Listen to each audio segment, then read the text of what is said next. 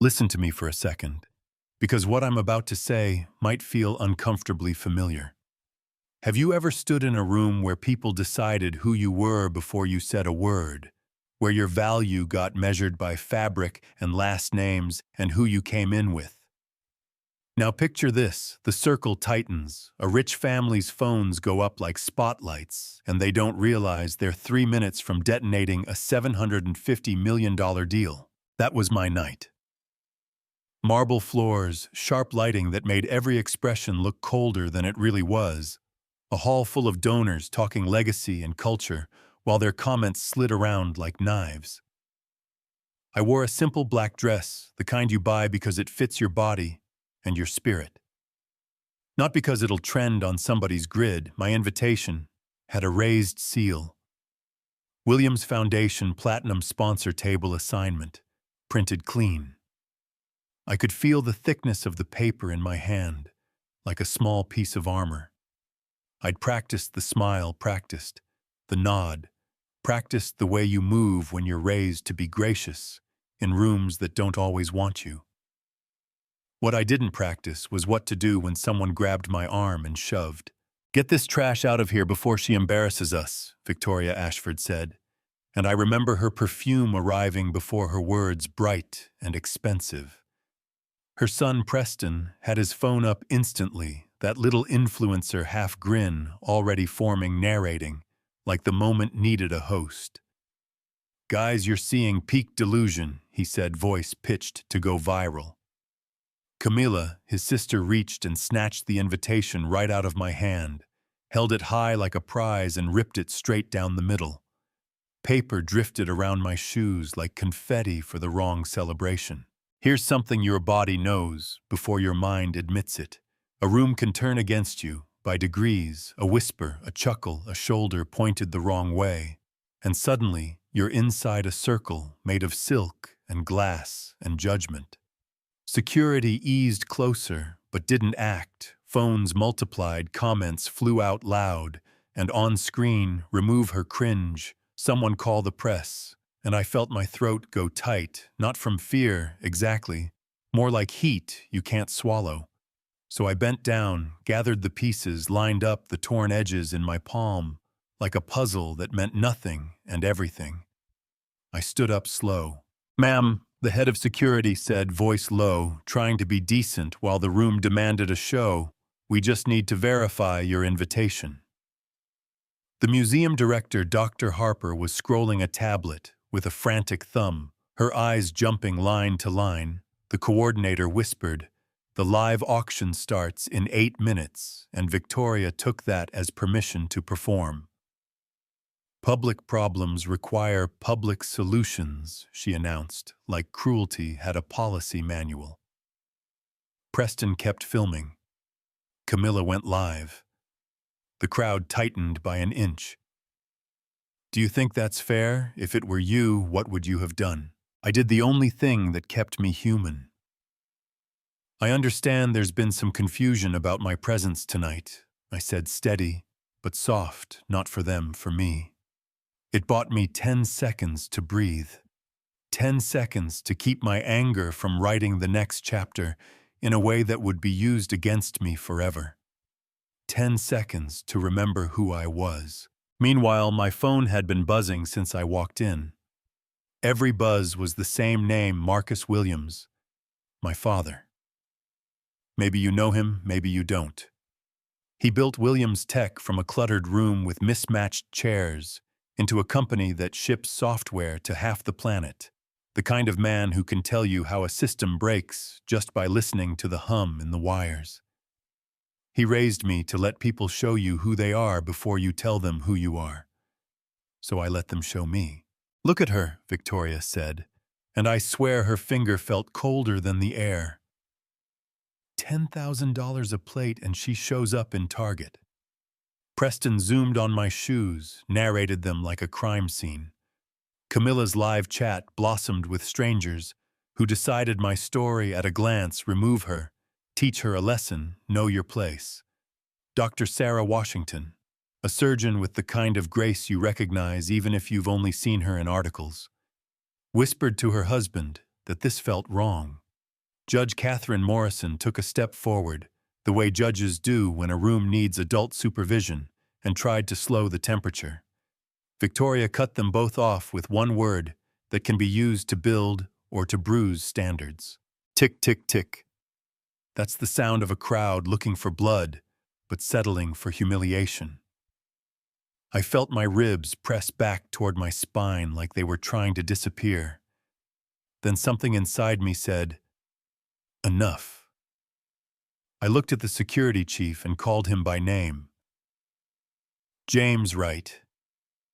He blinked, surprised, like he hadn't expected to be seen as a person. "I know you're just doing your job," I said, and I reached into my clutch. Not for a bribe, not for a second invitation for my phone. I hit Dad's speaker on. 1 ring, 2, 3. "Zara," he answered, like he always does, like the world could wait. "I'm at the museum," I said, voice steady, louder now, not because I wanted an audience, because I already had one. "I think you should hear what the Ashford family really thinks about our community." Stop. That was the pivot. You could almost hear the room exhale and suck the breath back in. Dr. Harper went white and scrolled faster, like the right line would undo the wrong one. Whispers broke into words, Marcus Williams, that Marcus Williams and Preston's hand shook just enough to blur the frame. Richard Ashford, the CEO whose company had been drowning for a year. The man scheduled to sign a $750 million joint venture with my father at 9 a.m. The next morning finally looked at me like I wasn't scenery. "Williams," he said under his breath, not a name, a prayer, and a curse. "Before I tell you what happened next, I want to say something clearly because it matters. People love to say it wasn't about who you were. It was a misunderstanding. It was security protocol. It was the dress code. It was timing." But when Victoria heard the name Williams and changed key mid-sentence, you could feel the truth reveal itself. It wasn't about behavior. It was about assumptions. It was about rank. It was about what you think someone's worth before you've earned the right to know anything about them. "Dad," I said on speaker, "they tore up our foundation's invitation, called me trash, told security to remove me before I embarrassed them." The words bounced off the marble, and the silence that followed wasn't empty. It was crowded, with shame, with cameras, with calculations. Dr. Harper finally found the line, Williams Foundation Platinum sponsor, $100,000 donation, and I could see tears in her eyes, because the conflict inside her had been solved by a line of text that never should have been required. "Ms. Williams, I am so deeply sorry," she said, and the sorry landed, but it couldn't carry all the weight. The museum's massive doors opened then, and the sound rolled down the hall like thunder with a long echo. My father walked in tall and still, flanked by 2 assistants and a lawyer who had already started studying the ceiling for cameras. Phones lowered an inch, not out of respect, out of instinct, because people recognize gravity when it enters a room. "Zara, are you all right?" he asked, and I could breathe again. "I'm fine," I said, "just educated." He nodded once, then turned to the Ashfords. "Richard," my father said quietly, and it felt like a board meeting and a courtroom. "At the same time, let's talk numbers." He laid out Ashford Industries' financials like he'd written them in the air. Debt load. Down 73% this year, quarterly losses, $89 million without our partnership. You've got approximately 67 days before bankruptcy with it. You projected a return to profitability within 18 months. He said, projected in past tense, and I watched Richard's face buckle from the inside. My father's assistant stepped forward with her tablet and read the receipts, 4 TikToks from Preston, calling me trash and delusional, a 37-minute Instagram live from Camila, documentation of Victoria making physical contact and ordering security to remove me in public. 37 separate recordings from different angles, not stories, not spin, not feelings, evidence. Marcus Richards said, hands up in a surrender that wanted to look like leadership. This is a personal matter, not a business matter. My father didn't raise his voice, he never has to. My company partners with organizations that share our values, he said, looking around the room, letting the sentence hang. Tonight, your family showed us exactly what you value. The deal didn't collapse all at once, it collapsed like a building you've seen in documentaries. The floors buckle, the windows burst, dust blooms in slow motion, and then you hear it hit the ground a block away. Dr. Washington stepped forward with professional clarity. I witnessed the entire incident, she said. Judge Morrison added her voice, steady, precise, textbook, discrimination, systematic humiliation. The museum's photographer stepped out of the shadows with a quiet face and a camera that had captured power lines and posture pictures that would later hang in presentations about what bias looks like when it thinks it has home field advantage. And I could feel the room tilting off its axis, the circle wobbling, the phones turning from weapons into evidence. Now I know what you might expect next. Scorched earth contract, torn statement, drafted press release scheduled. Clean punishment, simple, moral, satisfying burn. But that's not where we went, and I'll tell you why, even if you disagree. I thought about 67 days. I thought about warehouse workers and receptionists and nurses on corporate plans who would lose their jobs and their insurance because a family with diamonds on their wrists couldn't be decent for 30 minutes. I thought about the power of a second chance with teeth. So I looked at my father, and then at Richard, and then at the sea of phones waiting to feed, and I said, Dad, I have a suggestion. Pattern interrupt. Silence again. Even the comments paused. Let them show us who they're willing to become, I said. 4 conditions, not PR fluff, not fig leaves. First, public apologies to everyone in this hall and to the audience that watched online. Second, mandatory bias training for the entire Ashford Industries Board. Not a single lunchtime webinar, real instruction with measurable outcomes. Third, a $10 million fund for organizations that fight discrimination, staffed and governed in partnership with the communities they claim to serve. Fourth, quarterly diversity audits by an independent firm, results made public, renewed only if progress holds. And one more line that mattered to me: the partnership shifts to probationary, reviewed every quarter, terminated if the work becomes a statement instead of a culture. I could feel the split in the room like a hairline crack in glass. Some people wanted blood, some people wanted mercy, some people wanted the show to just be over. Richard swallowed, looked at his family, looked at the cameras, looked at the financial cliff, and he said, "We accept all conditions." My father checked a text and nodded. The board vote had been postponed until the morning, 18 hours on the clock to begin. "Prove this is real," he said, "not spin." Then he took me by the hand and walked me out of that hall, past faces that had called me trash 30 minutes earlier and now couldn't meet my eyes. Stick around, because what happened next will blow your mind. I mean it.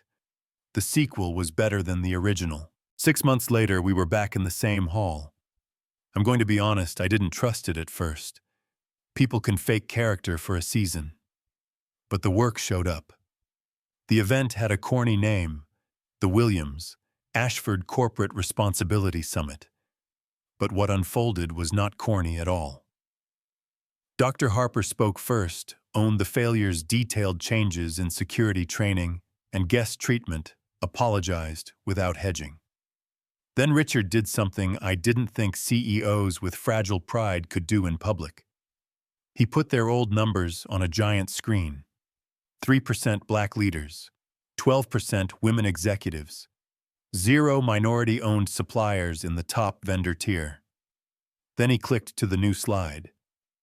31% minority leadership, 47% women executives, 35% of top vendors now minority-owned. He didn't stop at numbers. He brought up names. Marcus Johnson promoted from warehouse to regional operations manager. Maria Santos, logistics engineer, whose proposal saved the company $2.3 million annually. Dr. James Brooks, whose R&D team secured their most profitable patent in 5 years. That's what culture looks like when it starts moving its feet. And the Ashfords, well, they didn't look like saints. They looked like students. Victoria wore a simple navy dress, diamonds gone, her voice steady but not performative. She said my name, said exactly what she did, didn't hide behind air quotes or policy. I publicly humiliated a young woman based on prejudice, she said. I destroyed her invitation, called her trash, tried to have her removed from an event her family sponsored. She talked about Saturdays in Harlem, volunteering at a community kitchen, and then stepped aside so Sarah Martinez, 67, a retired housekeeper, could speak for herself. Preston showed a different kind of video interviews at HBCU's explainers on implicit bias. Not perfect, not smug, just a young man trying to rebuild trust with consistent work. Camilla used her platform for legal clinics and fundraisers. Her captions a little awkward. Her eyes honest, the kind of discomfort that means you're actually changing. Do you believe in that kind of transformation? Or do you think it's survival with good lighting? You can say it. I asked myself the same question. What helped me believe was the ripple effect. 47 companies signed what we called the Metropolitan Accord that day. Within months, 23 Fortune 500s adopted the audit model. 17 universities required bias training for all students. This wasn't a trend. It was policy with teeth, budgets, timelines, consequences. It cost people power. It gave people chances they weren't getting before. You know what I mean. 2 years later, I stood at a podium in Geneva, youngest person ever to deliver the keynote on corporate accountability and social justice. And I looked out at delegates from almost 200 countries and said something that sounds like a poster until you have to live it. The most important deals aren't measured in dollars. They're measured in the dignity we preserve, the justice we create, the future we build. The numbers we reported were strong. Discrimination complaints down 34% in participating companies, leadership diversity up 89%. But numbers only tell one side. The other side is the nurse who finally got promoted because someone learned to check their bias, the single dad who kept his job, because HR stopped writing policies that punish poverty, the young engineer who was never considered before and is now leading a team because the gate changed hands. Now I'm not here to sell a fairy tale. Some people said we weaponized shame. Some said we let the Ashfords off easy because they were useful. Some said it was just rebranding with better metrics. Maybe pieces of that are true. What I know is this: destruction is easy. Transformation is hard. Cancellation satisfies. The moment accountability transforms the next one. So tell me, would you have burned it down or tried to build something with conditions that bite? If it were you, what would you have done? I still hear the first minute of that night when I'm alone. The rip of paper. The laughter that sounded like clinking glass. The way my own name felt too heavy in my mouth. There's a soundtrack to humiliation that you don't forget. I also keep a photo on my desk from 6 months later, taken by that quiet museum photographer who documented everything. The shot is angled from the back of the hall. I'm at the podium, but the focus is the front row. Victoria isn't looking at me, she's taking notes. Preston is filming a scholarship recipient, not himself.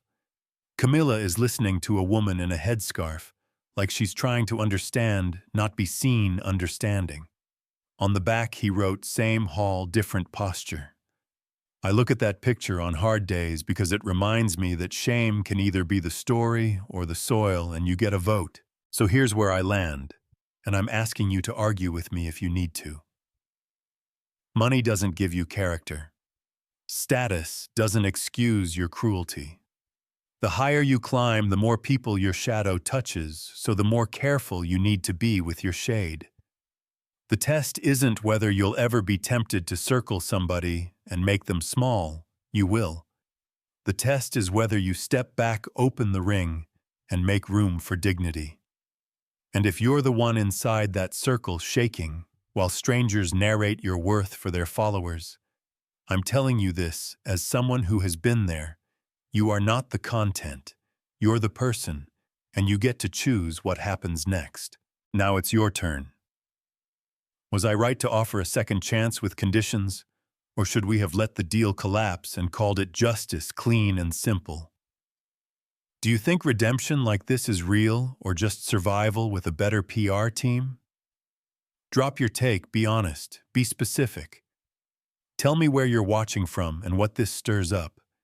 And if you've been on either side of a circle like that, the person humiliated or the person holding the phone, share your story. Plus what you learned, what you did next, what you wish you'd done. If this hit you, send it to someone who needs to hear that dignity doesn't come from a label in your collar or a number in your bank app. It comes from how you treat people when you think nobody important is watching. Subscribe, ring the bell, stay with this community, because the next time a circle starts to form around somebody, I want one of us to step in first. Open it up and say, "Not today."